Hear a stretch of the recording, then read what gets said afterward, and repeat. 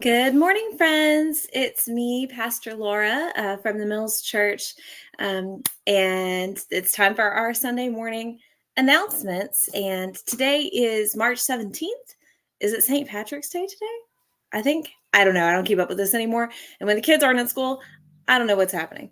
But I believe today is St. Patrick's Day. So don't forget to wear your green today.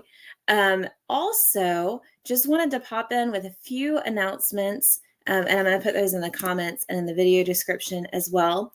In case you're new with us or you are just experiencing us for the first time this week, we are the Mills Church. I'm the senior pastor.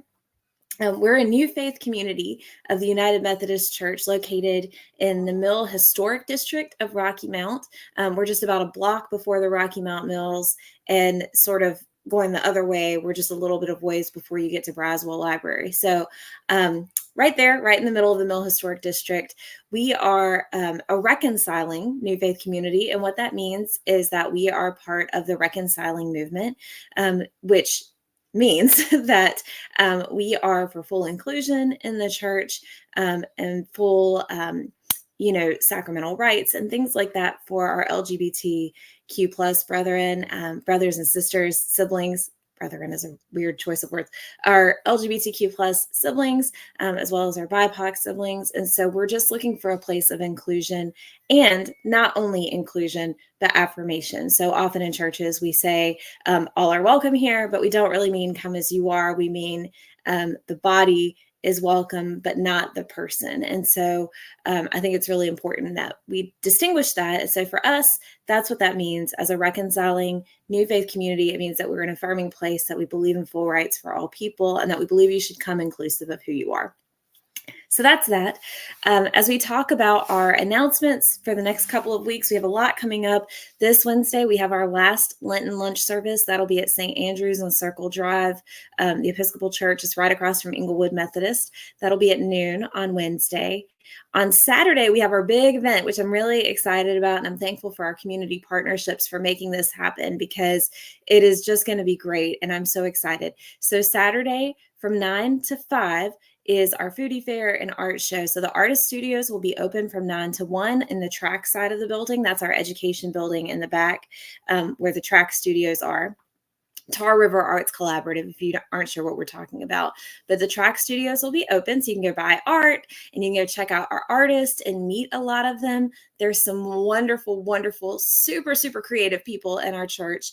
And you may come to church every Sunday and have never seen that part of the building. So you should definitely come and be part of that open house and check out what they're doing. So that's 9 to 1 on Saturday, and 11 to 5 that same day will be the foodie fair with lots of different food trucks.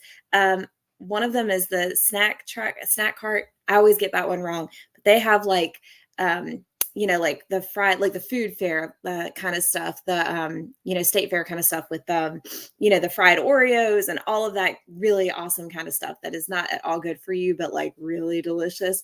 So there'll be lots of different things. I believe there's a taco truck of sorts. So come out. That'll be 11 to 5. And good morning, Pastor Renee. So that's coming up on Saturday. It's going to be wonderful. At 2:00, they're also hosting a Easter egg hunt. The church is not putting that on, but it's taking place at the church. And we hope you will come and hang out, bring your kids, bring your Easter baskets, and come join us for that event. Drop in as you're able that day. It's going to be wonderful, and I'm really excited. So that's Saturday. Next Sunday is Passion Palm Sunday, and it's sort of a transition where we celebrate Palm Sunday with the triumphal entry and the waving of the branches, but then we transition into Passion Week. And so we'll do that through a lot of scripture, and we'll do that through some music as well. So we hope you'll join us for worship next Sunday at 10:30, same time as it always is. But you can join us in person or on Facebook, Facebook, YouTube, or Twitch. So that's next Sunday. And the next week following that next week is a big week too. On Wednesday of that week, the 27th, we have coffee with the pastor with me from 10 to 12 at Books and Beans. And at noon that day, Renee is doing wings on Wednesdays at Moe and D's. Both of these are Dutch treat sort of things, like you come and buy your own food, but it's just an opportunity to gather intentionally and to have some fellowship and some food. Moe and D's has fantastic wings. Books and Beans has fantastic coffee. So it's a win-win. Come to both, or stop at one. It's just an opportunity to spend some time in community with one another in ways that fit our schedule, where you can sort of just drop in. And then the 29th, Friday the 29th, is Good Friday, and we will be having a Tenebrae service. If you've never heard of that before, that's a strange word for some of us who may be thinking, what the heck is a Tenebrae service? But Tenebrae is a service of darkness. And so what it is basically, if you know about the Stations of the Cross, we read the story of the Stations of the Cross. We read the story of the Passion narrative. And we start with a full table of candles, and we slowly, one by one, blow out each of those candles until by the end of the service, all of the lights are gone. And so it's sort of a very intentional, almost tangible sort of way that we experience Holy Week and Good Friday. So that will be on the 29th at 6:30 at the church. It's an evening service, and it will be streamed as well, as best we can with the darkness, but it will be streamed also. So we encourage you to come and participate in that.